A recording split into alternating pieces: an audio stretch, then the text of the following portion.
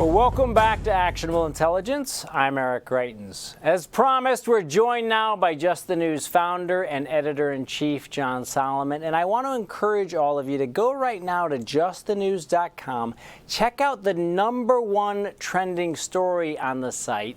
The first Trump declassified Russia document is Christopher Steele's 2017 confession to the FBI. John, thanks so much for joining us tonight. Great to be with you, Eric. Yeah, so what have we learned?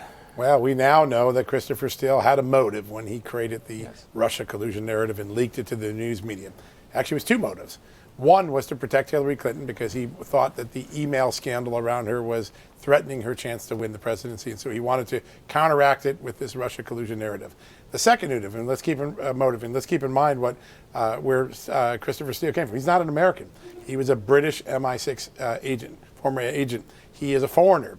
He was concerned that Donald Trump was bad for Great Britain, his home country.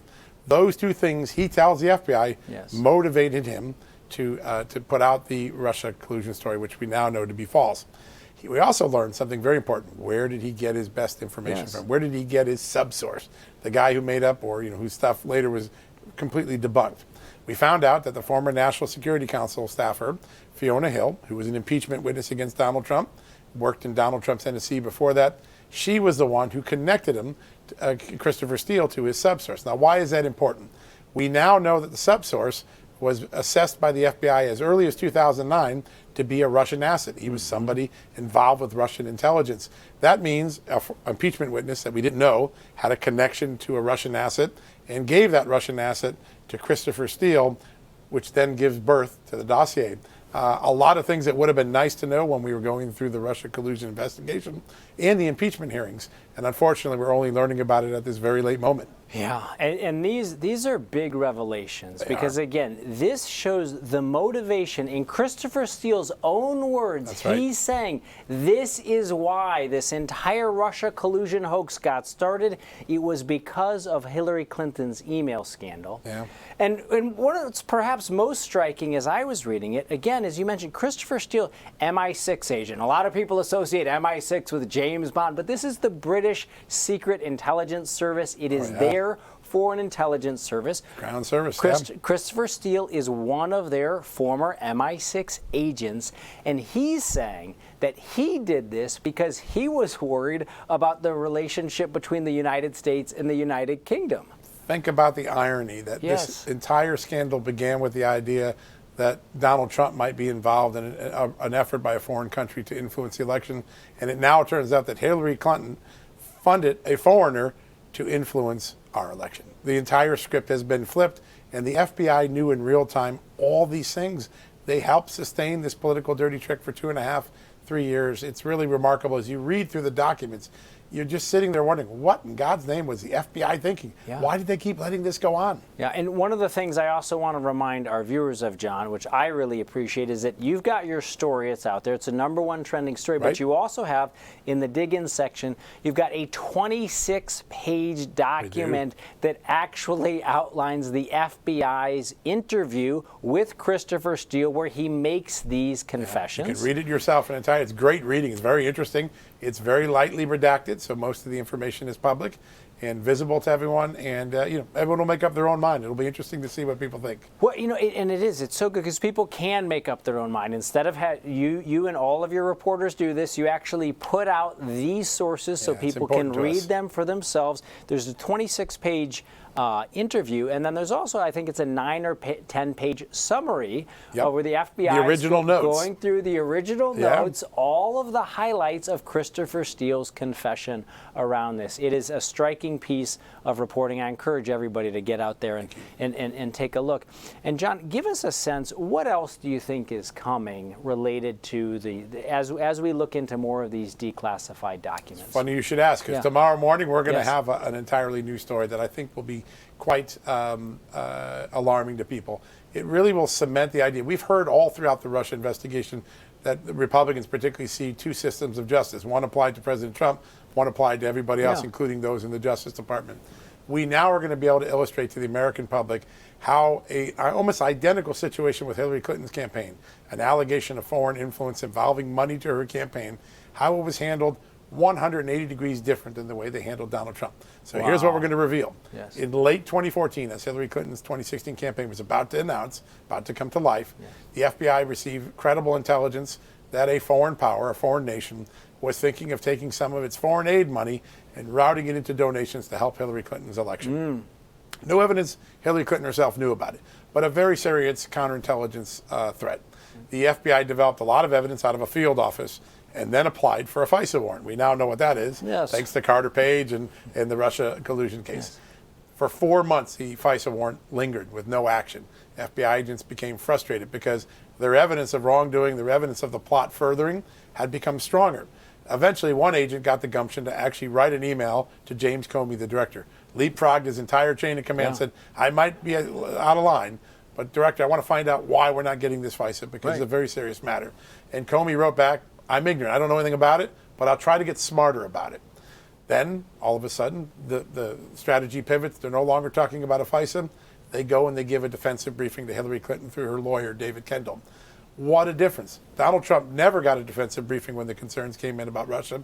His campaign was targeted for a full year with a FISA warrant that we now know is based on predominantly false and uncorroborated information, some of it Russian disinformation. Same FBI, same players. James Comey at the top, Andrew McCabe right beneath him. And they get treated entirely two different ways. People will really be able to read these documents. I have all the internal emails from the agents complaining, what Director Comey wrote back, and then the actual briefing that they gave Mrs. Clinton's lawyers. Everybody can read that, make their own mind up for whether they think this is a good move by the FBI. Wow. I mean, this is a stunning series of revelations because what it proves is that not just is there this rhetoric of that where people had made the accusation, they're treating President Trump unfairly, they're treating, Secretary Clinton differently. We're actually saying that based on your reporting, these documents, which you're going to be sharing with people, are showing in two exactly similar cases or nearly similar cases, completely different behavior on the part of the FBI. So again, let's just break this down for our viewers.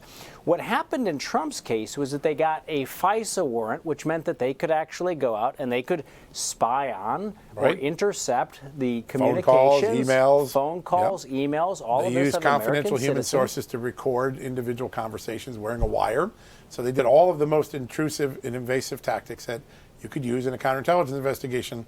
It does not appear they did that for Hillary Clinton and that the FBI agents were very, very worried. Again, I want to stress, no evidence Hillary Clinton knew about it. Right. But the fact that they didn't look as seriously at this, or at least the suggestion in the emails is that, it really shows the sort of disparate system that I think a lot of people have been complaining about the last 5 or 10 years with this Justice Department. Well, and also in a defensive briefing, again, for our viewers who might not know, a defensive briefing is if the FBI gets information that there might be a foreign power who's trying to infiltrate a political campaign, they'd actually go to the candidate and they'd say, hey, watch out. That's right. We know that you're patriotic. These folks are trying to infiltrate the campaign. They didn't do that for President Trump, but it sounds like we now have evidence that they did do that for Secretary Clinton. Irrefutable. We can actually see the debriefing or briefing memo that they used for Hillary Clinton's lawyers, and it does exactly what you would expect the FBI to do in a defensive briefing. Try to warn them, hey, stay away from, be careful, be dubious of money, put your guard up, be safe. If Donald Trump had been given the same thing, would we really have lived through the same Russia collusion disaster nightmare that we did? I don't know. History won't tell us, but we do know time and again after President Trump became president, he was angry. He told me personally he was angry. He never got a defensive briefing. Why wouldn't they do that for me? And I think, people look at these documents, compare the two scenarios, make up their own mind, but pretty stark. I knew about the defensive briefing. I did not know about the prior efforts to get a FISA and to get it, and that it was turned down and the FBI agents were upset about it. Really revelatory information when people look at these documents. Wow. And again, this is agents saying to James Comey, hey, this is serious. We should be looking into the Clinton campaign. They were leapfrogging their chain of command to alert the head of the FBI, and you have him treating then candidate Trump and then candidate Clinton completely differently. Yeah, and another thing is it looks as though if James Comey's response is an accurate response, his own leadership kept him in the dark about Hillary Clinton. Who in the senior levels of the FBI was keeping Hillary Clinton's interest at heart, protecting her from a FISA, advancing the false narrative about Russia collusion against Donald Trump. I think that's the mission that John Durham is focused on now, the special prosecutor, trying to figure out who in the FBI concocted this scheme where Hillary Clinton got treated differently. Yeah. And as a result of that, a FISA court, a Congress, the American people got misled for a very long time about the Russia collusion story. So I know a lot of our viewers are going to say, where's justice around this? But so what we know is that John Durham's investigation is continuing to proceed. And it could be that there are further indictments that come out of that. We don't know, but it sounds... But all the reporting I've been doing the last few weeks point to the fact that they are building the sort of activities that result in an indictment.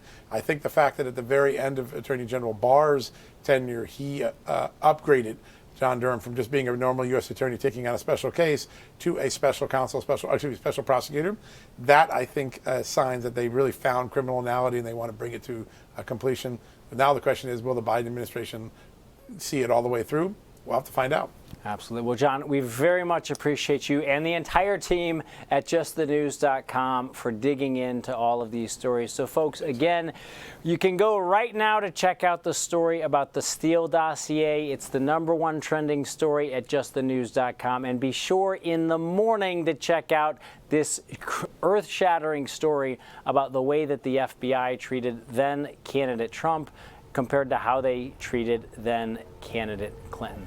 Now, when we come back, we'll have some final thoughts on one of the things that President Trump said at the very end of his farewell speech about free expression in the United States of America. Stay right with us.